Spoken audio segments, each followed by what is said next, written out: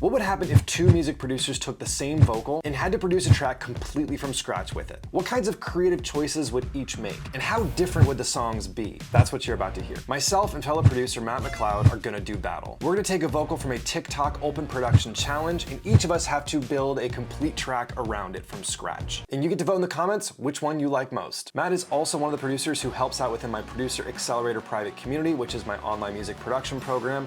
But we're not going to talk about that in this video. Let's listen to the vocal stem that we're going to be working with. I believe I'd rather fall asleep than fall in love. And I believe there's someone in my bed is not enough. And I believe I'd rather fall asleep than fall in love. And I believe it's only in my head, yeah.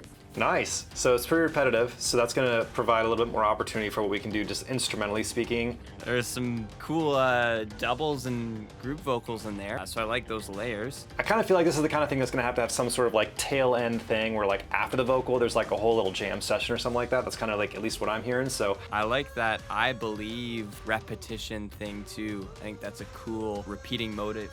This could go so many different ways, so I'm curious what Nathan's gonna do with it, and I'm curious what I'm gonna do with it too. Really curious to see what Matt does, and let's get to work. So my first step with this was to try put myself in the singer's shoes. There's this intensity in the group vocal sound that pushes through as well. So I started there with the drums. I built my main groove around this tom and clap. I layered my bass drum underneath just to add some extra sub. It's a pretty bare bones beat, and I wanted to keep it that way for the opening and ending sections of the song. Then fill in all that space when the vocals come in with some groove goodness. And to do that, I like to layer a bunch of percussion sounds. I used this rim loop here, this rattle, and this random twinkly offbeat percussion thing. When I'm working with multiple percussion layers like that, I don't want to introduce all the voices at once. It's good to space things out and introduce new voices as the song progresses. So I held off until later on in the song to bring in this shaker and these tambourine swells.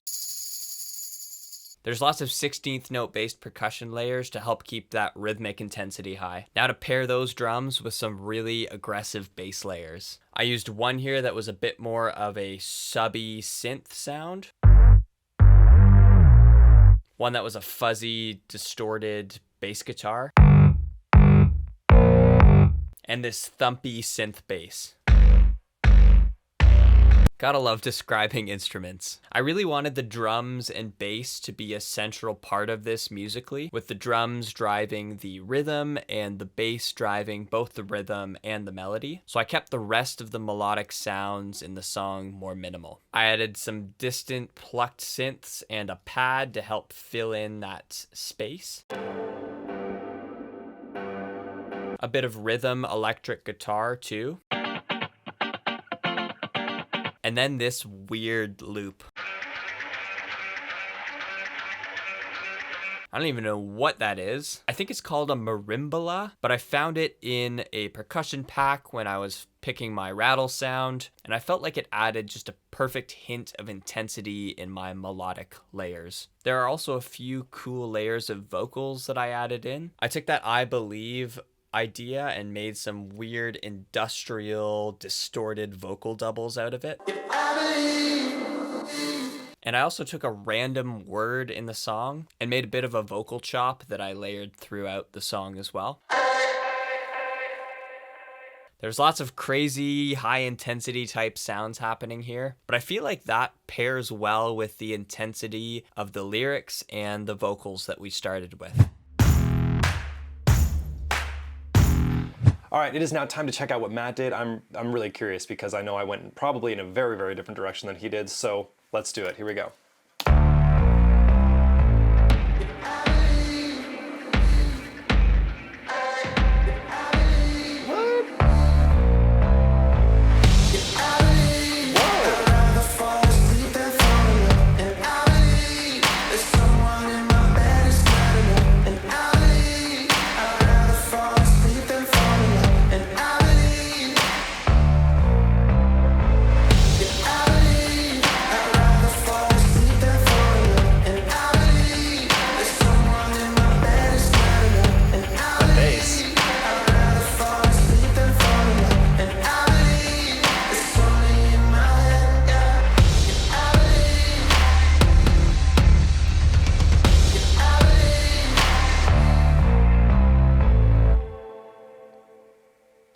Dang, that was like, that bass was just like aggressive. What?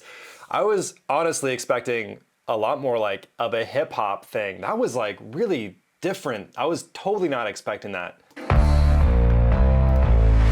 Yeah, that bass is like, Man, that's like so interesting because like he like almost pushed the vocal back throughout the whole track. Like the whole focus of the track was more of this just kind of like almost like more aggressive, crunchy vibe and less about the vocal. And obviously mine, it was more of like I tried to have like this little intro and then like the vocal and then like huge instrumental. I think one of the coolest things about these producer battles is just to see the different creative visions and creative directions that different people have. Because like obviously the entire vision for this right here is completely different than the entire vision for mine. I'm really curious to see what Matt thinks of mine. Let's do it.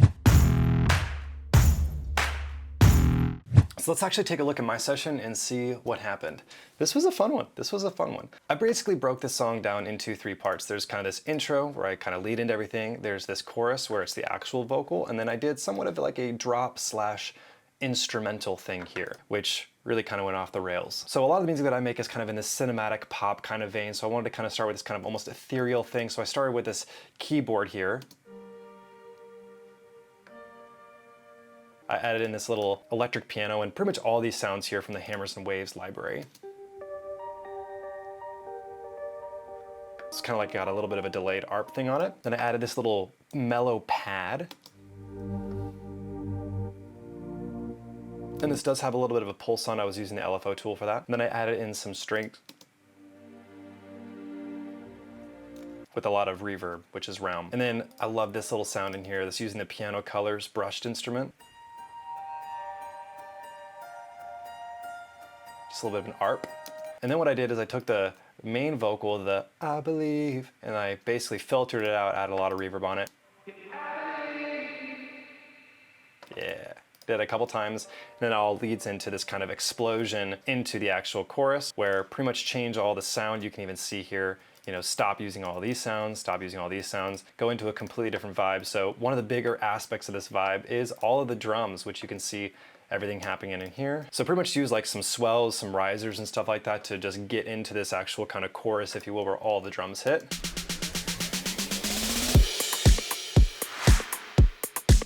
So it's nice fun. And then what I did is I actually grabbed this Rickenbacker bass. This is from Native Instruments. Kind of add this little funk bass line. I mean, I could have played that in, but it would have been a little rough. You can see here on the effects, I'm using some thermal to add a little bit of distortion onto it, as well as some width. Parallel Aggressor by Baby Audio to add some parallel compression. And then you can see here I am boosting some of the lows and also boosting some of the highs with some 2BQ. And then I use this little filtered ARP here. So I've used that little filtered ARP there to kind of just add some rhythm to it. This little ARP here that we had, it continues, and then the last thing is adding in this piano.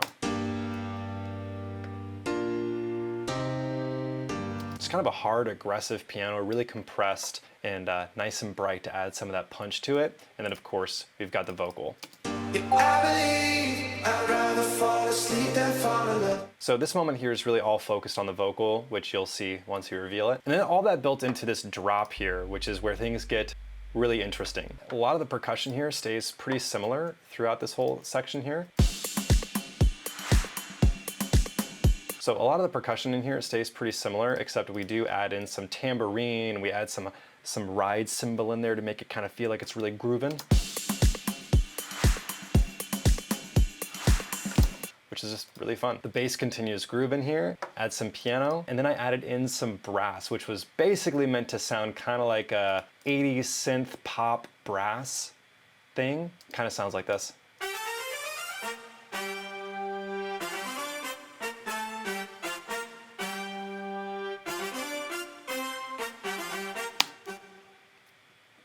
Yeah, and that is how I made this track.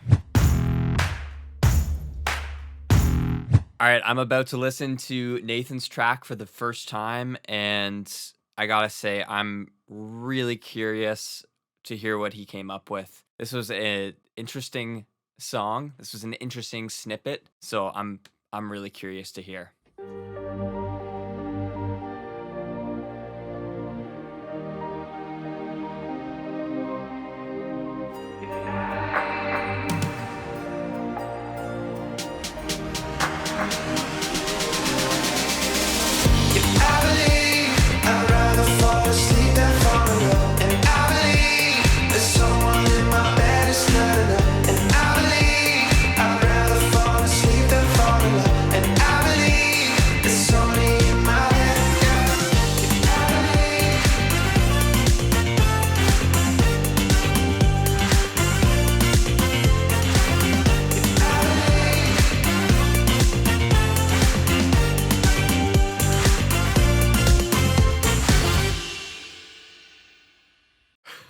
What? All right, I was not expecting that at all. Like that came out of left field right there. Wow. That was really cool. Completely different direction than I took it. Oh man. I love his horns. I love the ambient start, the build up. It's just a really, really cool direction that he took it. He went a lot more groove based, funky sort of thing, whereas I went a little bit more big drum driven. Super different, but this is super cool to hear what he did.